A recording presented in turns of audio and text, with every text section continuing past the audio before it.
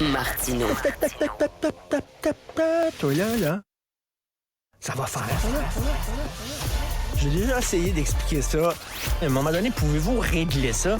La rencontre de Richard Martineau. Richard, bonjour. Salut. Écoute, un texte très intéressant qui est paru hier dans Le Soleil sur encore le transport à Québec. Mais là, c'est le tramway. Oui, mais tu sais, c'est le Journal de Québec. Ben fait oui, que c'est correct. c'est ça. Fait que c'est le tramway. Alors, il y a une entreprise qui est Siemens Mobilité qui s'est retirée du projet du tramway parce qu'ils sont très déçus. Ce que la Ville de Québec veut, c'est un tramway à fil. Tu sais, avec des câbles. Oui. Et le gars de cette entreprise-là dit...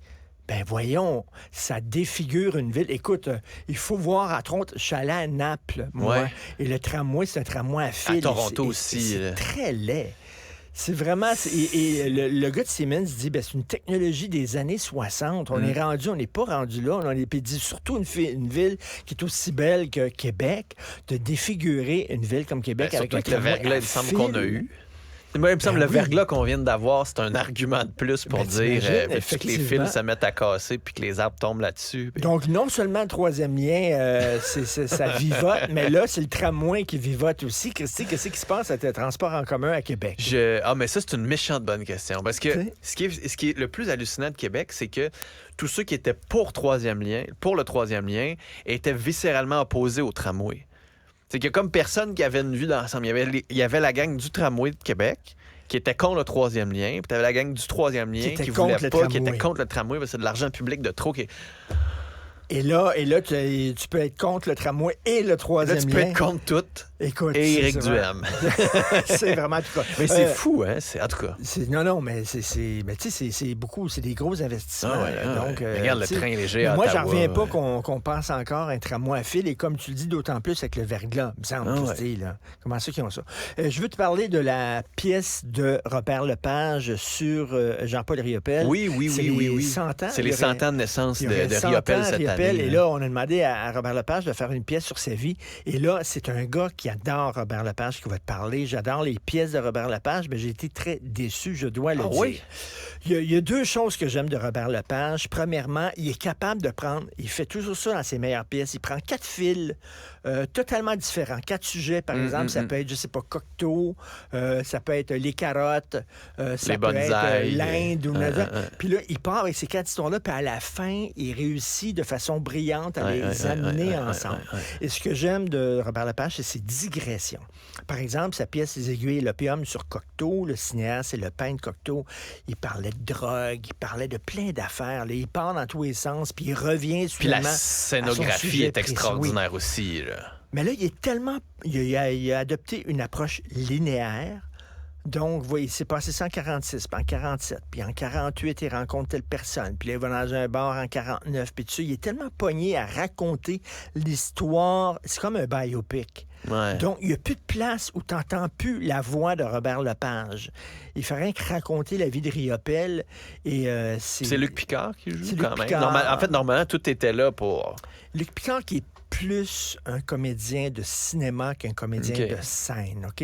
Et donc, il y a encore des flashs incroyables. À un moment donné, je ne vais pas tout divulgacher, comme on dit. Mais il faut le voir aussi. Mais il est en avion, OK? Il est en avion, puis tu as un avion là, qui est vraiment suspendu au-dessus de la scène par des fils et tout ça. Et il survole ce que tu penses, ce sont des paysages nordiques, et tu te rends compte que ce sont ses propres toiles.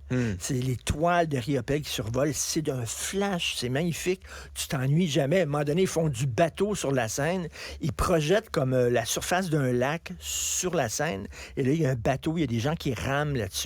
C'est fou, il y a du patin aussi en glace. C'est ça. Les effets visuels de Robert Lepage, habituellement, c'est super, mais tu n'entends plus la voix de Robert Lepage, le dramaturge. Il est comme pogné pour raconter l'histoire de... Il n'y en a plus dans sa création. Tu as le visuel, mais tu n'as pas la... Puis c'est long un peu, j'ai cru comprendre. Ben, c'est 4 heures, 2 entr'actes. Fait que tu as comme 1h45. Après ça, tu as un entr'acte de 20 minutes. Après ça, 1 heure, tu as un entr'acte de 20 minutes. Après ça, 1 heure. Oh! C'est le deuxième entracte est trop. On aurait pu partir sur un stretch de 2 heures. Puis raccourcir un peu, là. Peut-être un peu, mais Robert Lepage dit tout le temps, oui, mais tu sais, j'ai parlé à Serge Denoncourt. Puis Serge Denoncourt, le metteur en scène, dit, c'est tout le temps comme ça, les pièces de Robert. Il dit, ça prend un bout de temps avant de se placer. C'est un work in progress. Je peux bien comprendre, mais tu sais, c'est comme, tu fais ton work in progress devant des gens qui ont acheté des billets. Tu sais, à un moment donné, fais-le à part. Fait que je vais aller le voir dans 6 mois. Ben, c'est ça. Est-ce que tu penses... Parce que là, c'est comme, quoi... mettons, t'es un chef cuisinier, là, puis tu dis, là, ben, tu sais, il y a des gens qui vont venir pendant 6 mois à mon restaurant, puis ce sera pas super bon, mais dans 6 mois, Comme ça va un être bon. rodage. Ben, c'est ça. Comme les humoristes qui vont au bar, puis au bordel, Comedy Club et compagnie, avant d'aller sur la scène. C'est ça. OK. Mais au moins, tu vois, quand ils rodent leur show, les humoristes, dans des, les billets sont moins chers. Puis c'est annoncé. Rodage, les billets sont moins chers. Là, il rode son show devant des gens. Les billets sont tous chers. Mais bref, visuellement, c'est très beau, mais je trouve que ça manque un peu de viande. Cela dit, C'est dommage. un Robert Lepage mineur, ça vaut quand même Beaucoup de mauvais dramaturges québécois majeurs. Québécois. Puis en plus, c'est Riopelle. Moi, je suis un fan de Riopelle. Ah, j'adore ce qu'il fait. J'adore quasiment toutes ses époques. Même ses oies à la toute fin. Vraiment. En fait, j'adore, moi, toute cette Les série-là. oies. Les oies, les animaux, les hiboux, Je trouve ça moins trippant, moi, j'aime les tout. oies.